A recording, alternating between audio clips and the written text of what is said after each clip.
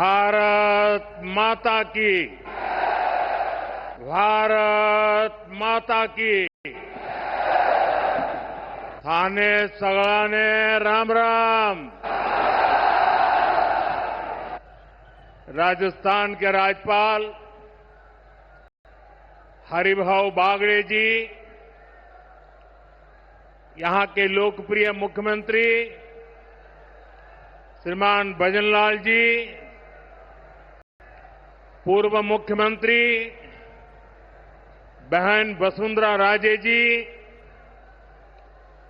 केंद्रीय कैबिनेट के मेरे साथी अश्विनी वैष्णव जी, अर्जुन राम मेघवाल जी, राजस्थान की उप मुख्यमंत्री दिया कुमारी जी, प्रेमचंद जी, राजस्थान सरकार के अन्य मंत्रीगण, संसद में मेरे साथी मदन राठौड़ जी, अन्य सांसद और विधायकगण और मेरे प्यारे भाई और बहनों, आप सभी यहां इतनी विशाल संख्या में आए हैं और इतनी भयंकर गर्मी के बीच, और आज इस कार्यक्रम से देश के 18 राज्य और केंद्र शासित प्रदेशों से भी लाखों लोग ऑनलाइन आज यहां हमारे साथ जुड़े हैं। अनेक राज्यों के राज्यपाल, मुख्यमंत्री, लेफ्टिनेंट गवर्नर, अन्य जनप्रतिनिधि आज हमारे साथ हैं। मैं देश भर से जुड़े सभी महानुभावों का, जनता जनार्दन का अभिनंदन करता हूं। भाइयों और बहनों, मैं यहां पर करणी माता का आशीर्वाद लेकर आपके बीच आया हूं। करणी माता के आशीर्वाद से विकसित भारत बनाने का हमारा संकल्प और मजबूत हो रहा है। थोड़ी देर पहले विकास से जुड़ी 26,000 करोड़ रुपए की परियोजनाओं का यहां शिलान्यास और लोकार्पण हुआ है। मैं इन परियोजनाओं के लिए देशवासियों को, राजस्थान के मेरे भाई बहनों को बहुत बहुत बधाई देता हूं। साथियों, विकसित भारत बनाने के लिए आज देश में आधुनिक इंफ्रास्ट्रक्चर बनाने का बहुत बड़ा महायज्ञ चल रहा है। हमारे देश की सड़कें आधुनिक हो, हमारे देश के एयरपोर्ट आधुनिक हो, हमारे यहां रेल और रेलवे स्टेशन आधुनिक हो, इसके लिए पिछले 11 साल में अभूतपूर्व गति से काम किया गया है। आप कल्पना कर सकते हैं, इंफ्रास्ट्रक्चर के इन कामों पर देश पहले जितना पैसा खर्च करता था, आज उससे 6 गुना ज्यादा पैसा खर्च कर रहा है। 6 गुना ज्यादा। आज भारत में हो रहे इन विकास कार्यों को देखकर दुनिया भी हैरान है। आप उत्तर में जाएंगे तो चिनाब ब्रिज जैसा निर्माण देखकर लोग हैरान हैं। पूर्व की तरफ जाएंगे तो अरुणाचल की सेला टनल, असम का बोगीबिल ब्रिज आपका स्वागत करते हैं। पश्चिम भारत में आएंगे तो मुंबई में समंदर पर बना अटल सेतु नजर आएगा। सुदूर दक्षिण में देखेंगे तो पंबन ब्रिज मिलेगा, जो अपनी तरह का देश का पहला ब्रिज है। साथियों, आज भारत अपनी ट्रेनों के नेटवर्क को भी आधुनिक कर रहा है। ये वंदे भारत ट्रेनें, अमृत भारत ट्रेनें, नमो भारत ट्रेनें, ये देश की नई गति और नई प्रगति को दर्शाती है। अभी देश में करीब 70 रूट पर वंदे भारत ट्रेनें चल रही है। इससे दूर सुदूर के इलाकों में भी आधुनिक रेल पहुंची है। बीते 11 साल में सैकड़ों रोड ओवरब्रिज और रोड अंडरब्रिज का निर्माण किया गया है। 34,000 किलोमीटर से ज्यादा के नए रेल ट्रैक बिछाए गए हैं। अब ब्रॉडगेज लाइनों पर मानव रहित क्रॉसिंग, वो बात इतिहास बन चुकी है, खत्म हो चुकी है। हम मालगाड़ियों के लिए अलग से स्पेशल पटरियां, डेडिकेटेड फ्रेट कॉरिडोर का काम भी तेजी से पूरा कर रहे हैं। देश के पहले बुलेट ट्रेन प्रोजेक्ट पर काम चल रहा है और इन सबके साथ ही हम एक साथ देश के करीब 1300 से अधिक रेलवे स्टेशनों को भी आधुनिक बना रहे हैं। साथियों, आधुनिक हो रहे इन रेलवे स्टेशनों को देश ने अमृत भारत स्टेशन का नाम दिया है। आज इनमें से 100 से अधिक अमृत भारत स्टेशन बनकर के तैयार हो गए। सोशल मीडिया पर भी लोग देख रहे हैं कि इन रेलवे स्टेशनों का पहले क्या हाल था और अब कैसे इनकी तस्वीर बदल गई है। साथियों, विकास भी, विरासत भी, इस मंत्र का इन अमृत भारत रेलवे स्टेशनों पर उसका नजारा साफ साफ दिखाई देता है।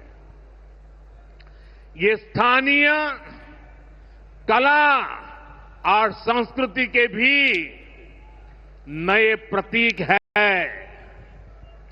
जैसे राजस्थान के मांडलगढ़ रेलवे स्टेशन पर महान राजस्थानी कला संस्कृति के दर्शन होंगी। बिहार के थावे स्टेशन पर मां थावे वाली के पावन मंदिर और मधुबनी चित्रकला को दर्शाया गया है। मध्य प्रदेश के ओरछा रेलवे स्टेशन पर आपको भगवान राम की आभा का एहसास होगा। श्रीरंगम स्टेशन का डिजाइन भगवान श्री रंगनाथ स्वामी जी के मंदिर से प्रेरित है। गुजरात का डाकोर स्टेशन रणछोड़राय जी से प्रेरित है। तिरुवन्नामलई स्टेशन द्राविड़ वास्तुकला के अनुसार डिजाइन किया गया है। बेगमपट स्टेशन पर आपको काकतीय साम्राज्य के समय का आर्किटेक्चर देखने को मिलेगा। यानी हर अमृत स्टेशन पर आपको भारत की हजारों साल पुरानी विरासत के दर्शन भी होंगे। ये स्टेशन हर राज्य में टूरिज्म को भी बढ़ावा देने के माध्यम बनेंगे, नौजवानों को रोजगार के नए मौके देंगे और मैं उन शहर के नागरिकों को, रेलवे में यात्रा करने वाले पैसेंजर से प्रार्थना करूंगा, ये सारी संपत्ति के मालिक आप हैं। कभी भी वहां गंदगी न हो, इस संपत्ति का नुकसान न हो, क्योंकि आप उसके मालिक हैं। साथियों, इंफ्रास्ट्रक्चर बनाने के लिए जो पैसा सरकार खर्च करती है, वो रोजगार भी बनाता है, व्यापार कारोबार भी बढ़ाता है। जो हजारों करोड़ रुपए सरकार लगा रही है, ये पैसा मजदूर की जेब में जा रहा है, ये दुकानदार को मिल रहा है, दुकान और फैक्ट्री में काम करने वाले लोगों को मिल रहा है। रेत, बजरी, सीमेंट, ये सारी चीजें ढोने वाले ट्रक, टेम्पो चलाने वालों को भी इससे फायदा होता है। और जब ये इंफ्रास्ट्रक्चर बनकर तैयार हो जाता है, तो फिर अनेक गुना और फायदे होते हैं। किसान की उपज कम कीमत में बाजार तक पहुंचती है, वेस्टेज कम होती है, जहां सड़कें अच्छी होती हैं, नई ट्रेनें पहुंचती हैं, वहां नए उद्योग लगते हैं, पर्यटन को बहुत बढ़ावा मिलता है। यानी इंफ्रास्ट्रक्चर पर लगने वाले पैसे से हर परिवार का, खास तौर पर हमारे नौजवानों का सबसे अधिक फायदा होता है। साथियों, इंफ्रास्ट्रक्चर पर जो काम हो रहा है, उसका हमारे राजस्थान को भी बड़ा लाभ मिल रहा है। आज राजस्थान के गांव-गांव में अच्छी सड़कें बन रही हैं, बॉर्डर के इलाकों में भी शानदार सड़कें बन रही हैं। इसके लिए बीते 11 साल में अकेले राजस्थान में करीब 70,000 करोड़ रुपए खर्च किए गए हैं। राजस्थान में रेलवे के विकास के लिए भी केंद्र सरकार इस साल करीब 10,000 करोड़ रुपए खर्च करने जा रही है। ये 2014 से पहले की तुलना में 15 गुना अधिक है। अभी थोड़ी देर पहले ही यहां से मुंबई के लिए एक नई ट्रेन को हरी झंडी दिखाई गई है। आज ही कई इलाकों में स्वास्थ्य, जल और बिजली से जुड़ी योजनाओं का शिलान्यास और लोकार्पण हुआ है।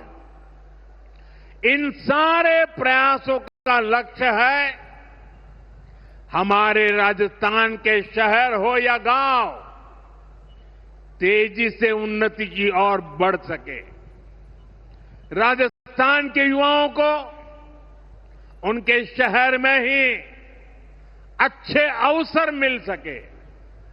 साथियों, राजस्थान के औद्योगिक विकास के लिए भी डबल इंजन सरकार तेजी से काम कर रही है। अलग अलग सेक्टर्स के लिए यहां भजनलाल जी की सरकार ने नई औद्योगिक नीतियां जारी की है। बीकानेर को भी इन नई नीतियों का लाभ मिलेगा। और आप तो जानते हैं, जब बीकानेर की बात आती है तो बीकानेरी भुजिया का स्वाद,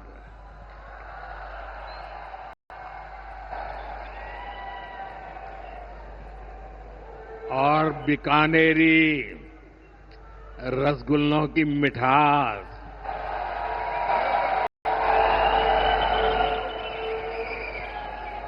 विश्व भर में अपनी पहचान बनाएगी भी और बढ़ाएगी भी। राजस्थान की रिफाइनरी का काम भी अंतिम चरण में है। इससे राजस्थान पेट्रोलियम आधारित उद्योगों का प्रमुख हब बनेगा। अमृतसर से जामनगर तक जो 6 लेन का इकोनॉमिक कॉरिडोर बन रहा है, वो राजस्थान में श्रीगंगानगर, हनुमानगढ़, बीकानेर, जोधपुर, बाड़मेर और जालोर से गुजर रहा है। दिल्ली मुंबई एक्सप्रेसवे का काम भी राजस्थान में लगभग पूरा हो गया है। कनेक्टिविटी का यह अभियान राजस्थान में औद्योगिक विकास को नई ऊंचाई पर ले जाएगा। साथियों, राजस्थान में पीएम सूर्यघर मुफ्त बिजली योजना भी तेजी से आगे बढ़ रही है। इस योजना से राजस्थान के 40,000 से ज्यादा लोग जुड़ चुके हैं।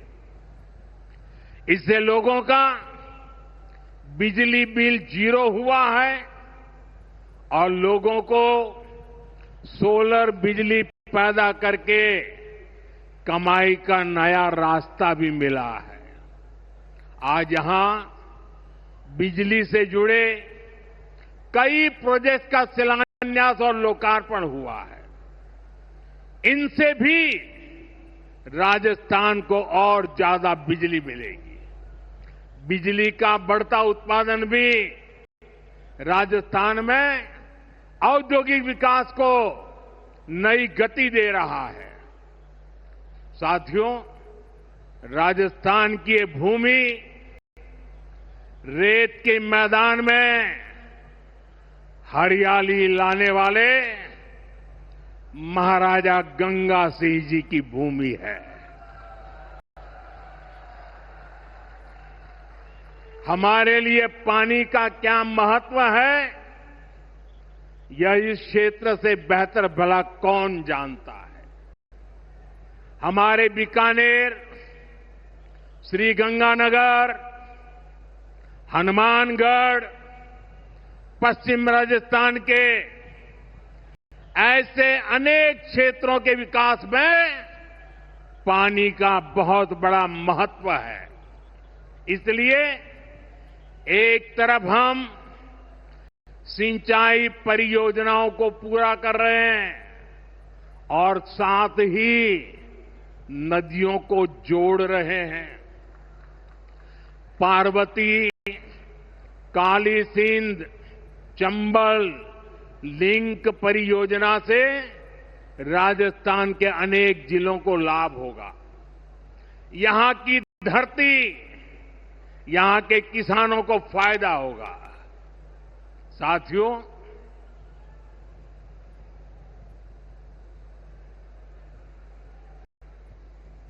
राजस्थान की ये वीर धरा हमें सिखाती है कि देश और देशवासियों से बड़ा और कुछ नहीं। 22 अप्रैल को आतंकवादियों ने धर्म पूछकर हमारी बहनों की मांग का सिंदूर उजाड़ दिया था।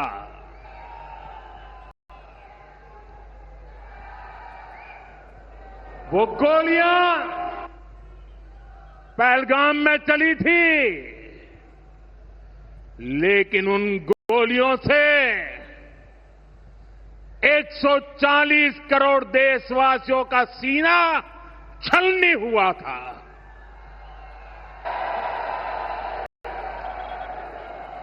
इसके बाद हर देशवासी ने एकजुट होकर संकल्प लिया था कि आतंकवादियों को मिट्टी में मिला देंगे, उन्हें कल्पना से भी बड़ी सजा देंगे। आज आपके आशीर्वाद से, देश की सेना के शौर्य से हम सब उस प्रण पर खरे उतरे हैं। हमारी सरकार ने तीनों सेनाओं को खुली छूट दे दी थी।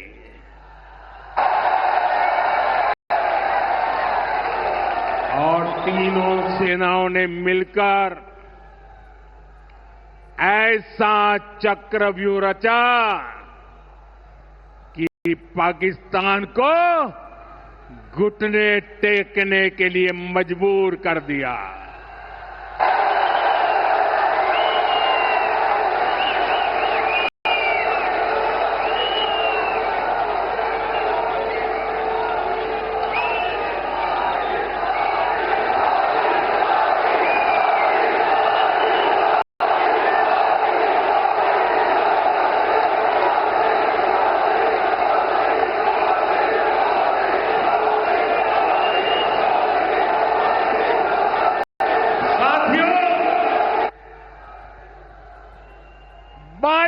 तारीख के हमले के जवाब में हमने 22 मिनट में आतंकियों के 9 सबसे बड़े ठिकाने तबाह कर दिए।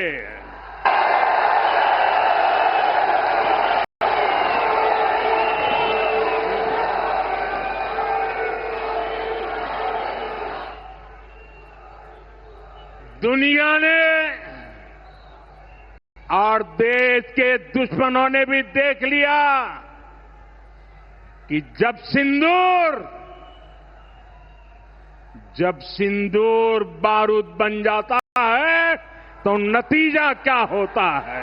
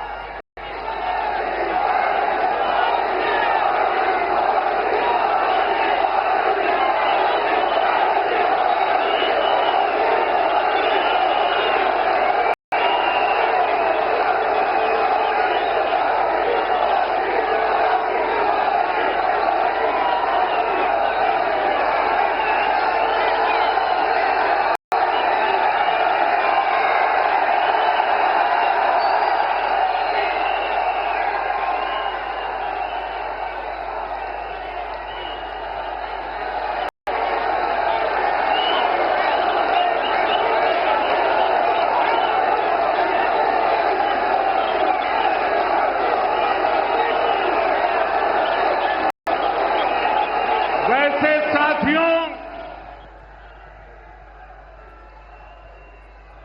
ये संयोग ही है 5 साल पहले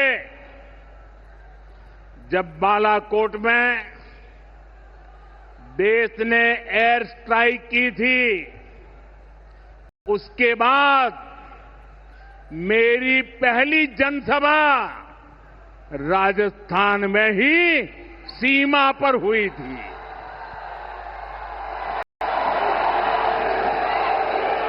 वीर भूमिका ही ये तप है कि ऐसा संयोग बन जाता है।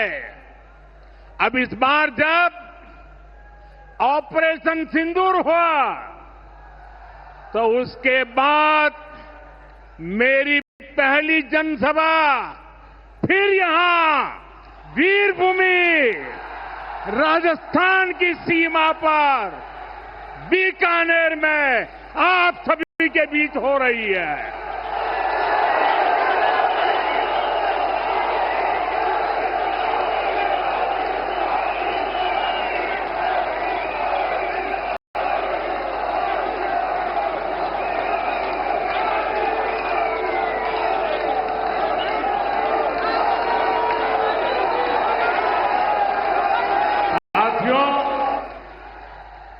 चूरू में मैंने कहा था, एयर स्ट्राइक के बाद मैं आया था, तब मैंने कहा था, सौगंध मुझे इस मिट्टी की, मैं देश नहीं मिटने दूंगा, मैं देश नहीं झुकने दूंगा।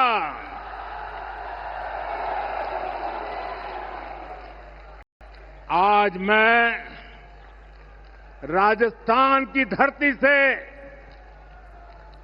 देशवासियों से बड़ी नम्रता के साथ कहना चाहता हूं, मैं देश के कोने कोने में जो तिरंगा यात्राओं का हुजूम चल रहा है,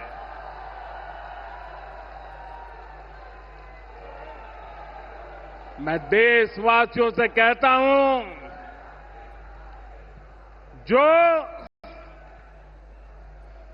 जो सिंदूर मिटाने निकले थे, जो सिंदूर मिटाने निकले थे, उन्हें मिट्टी में मिलाया है।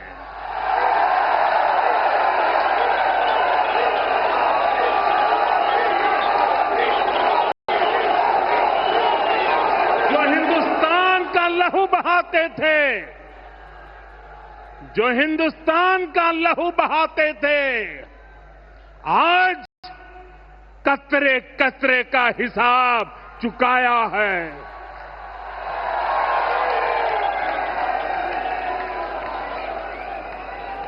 जो सोचते थे भारत चुप रहेगा,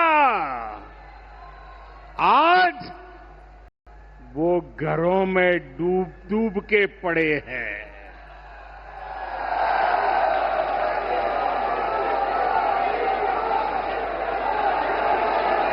जो अपने हथियारों पर घमंड करते थे, जो अपने हथियारों पर घमंड करते थे, आज वो मलबे के ढेर में दबे हुए हैं।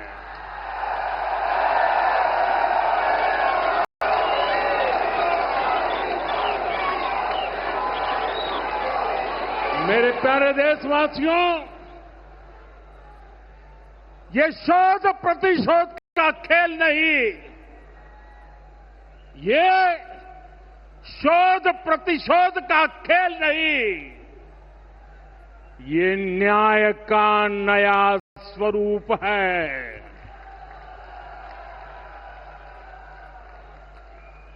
ये न्याय का नया स्वरूप है। ये ऑपरेशन सिंदूर है।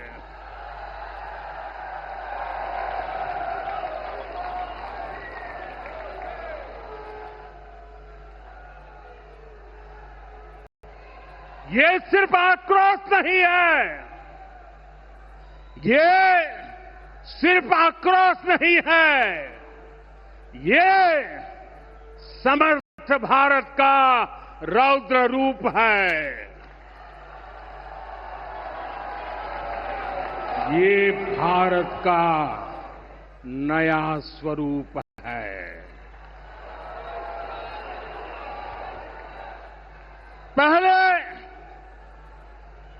पहले घर में घुसकर किया था वार, पहले घर में घुसकर किया था वार, अब सीधा सीने पर किया प्रहार है।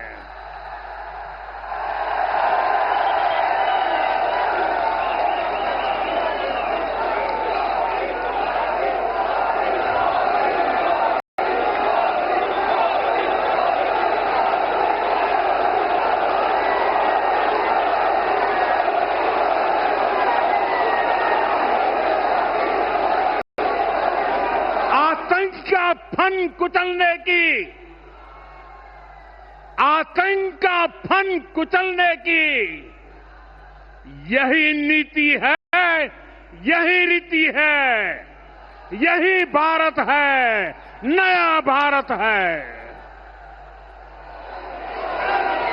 ये भारत माता की, भारत माता की, भारत माता की। साथियों, ऑपरेशन सिंदूर ने आतंकवाद से निपटने के 3 सूत्र तय कर दिए हैं। पहला, भारत पर आतंकी हमला हुआ तो करारा जवाब मिलेगा। समय हमारी सेनाएं तय करेगी, तरीका भी हमारी सेनाएं तय करेगी और शर्तें भी हमारी होगी। दूसरा, एटम बम की गीदड़ बप्तियों से भारत डरने वाला नहीं है। और तीसरा, हम आतंक के आकाओं और आतंकी सरपरस्त सरकार को अलग अलग नहीं देखेंगे, उन्हें अलग अलग नहीं देखेंगे, उन्हें एक ही मानेंगे। पाकिस्तान का ये स्टेट और नॉन स्टेट एक्टर वाला खेल अब नहीं चलेगा। आपने देखा होगा, पूरी दुनिया में पाकिस्तान की पोल खोलने के लिए हमारे देश के 7 अलग अलग प्रतिनिधिमंडल पूरे विश्व भर में पहुंच रहे हैं। और इसमें देश के सभी राजनीतिक दलों के लोग हैं, विदेश नीति के जानकार हैं, गणमान्य नागरिक हैं। अब पाकिस्तान का असली चेहरा पूरी दुनिया को दिखाया जाएगा। साथियों, पाकिस्तान भारत से कभी सीधी लड़ाई जीत ही नहीं सकता। जब भी सीधी लड़ाई होती है तो बार बार पाकिस्तान को मुंह की खानी पड़ती है। इसलिए पाकिस्तान ने आतंकवाद को भारत के खिलाफ लड़ाई का हथियार बनाया है।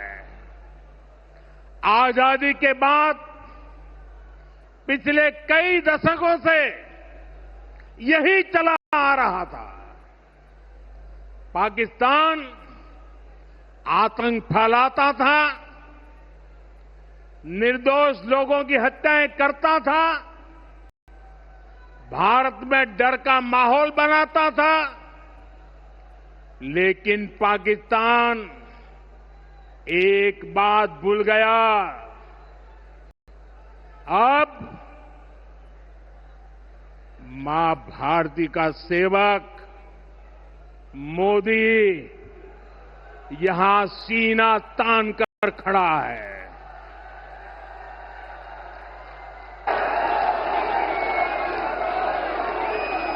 मोदी का दिमाग ठंडा है, ठंडा रहता है, लेकिन मोदी का लहू गर्म होता है।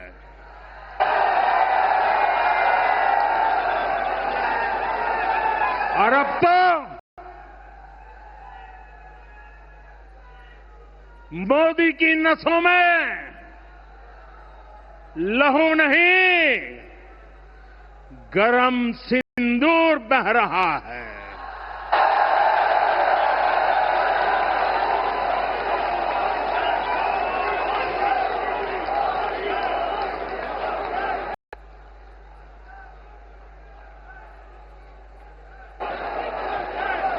अब भारत ने दो टूक साफ कर दिया है। हर आतंकी हमले की पाकिस्तान को भारी कीमत चुकानी पड़ेगी और ये कीमत पाकिस्तान की सेना चुकाएगी, पाकिस्तान की अर्थव्यवस्था चुकाएगी। साथियों, जब मैं दिल्ली से यहां आया तो बीकानेर के नाल एयरपोर्ट पर उतरा। पाकिस्तान ने इस एयरबेस को भी निशाना बनाने की कोशिश की थी, लेकिन वो इस एयरबेस को रत्ती भर भी नुकसान नहीं पहुंचा पाया। और वहीं यहां से कुछ ही दूर सीमा पार पाकिस्तान का रहीम यार खान एयरबेस है। पता नहीं आगे कब खुलेगा। आईसीयू में पड़ा है। भारत की सेना के अचूक प्रहार ने इस एयरबेस को तहस नहस कर दिया है। साथियों, पाकिस्तान के साथ न ट्रेड होगा न टॉक। अगर बात होगी तो सिर्फ पाकिस्तान के कब्जे वाले कश्मीर की, पीओके की।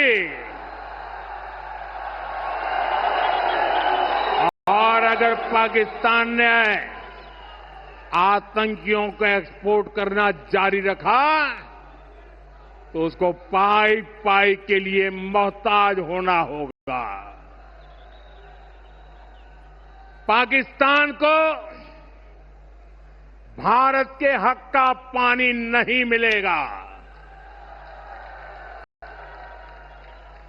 भारतीयों के खून से खेलना पाकिस्तान को महंगा पड़ेगा। ये भारत का संकल्प है और दुनिया की कोई ताकत हमें इस संकल्प से टिका नहीं सकती है।